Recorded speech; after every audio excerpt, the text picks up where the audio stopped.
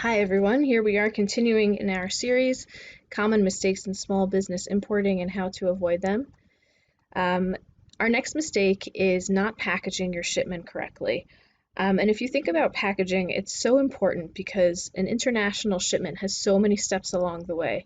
It has to get from the factory to the port, across the sea to the warehouse.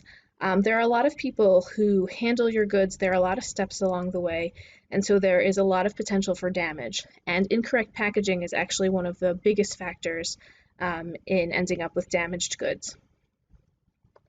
So it's important to do a few things when thinking about packaging. One is get familiar with the different types of packing materials, right? Whether you need shrink wrap, certain type of cartons, what types of pallets you need. Do the research to figure out sort of what's going to be best for your shipment, and make sure that it is actually suitable for what you are shipping in particular.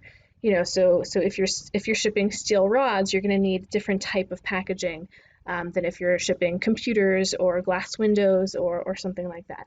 So be specific about what you need, and speak to your supplier about that, because you might not know everything that there is to know, but do enough research that you can talk to your supplier and figure out what is the best type of packaging for your goods. And then learn about how to secure them in the best way, right? Because once you have them packed in their boxes, you don't want them bumping around. Okay, so learn about packaging, learn about securing them. And like we said, use your provider's expertise, right? Ask a lot of questions, figure out what's going to be best for your goods.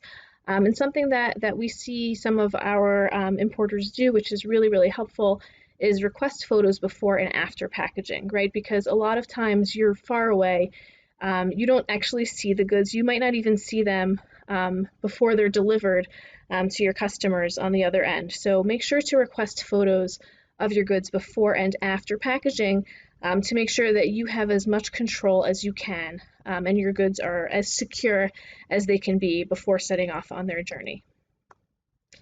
So here's what we talked about today. Packaging is a really big deal.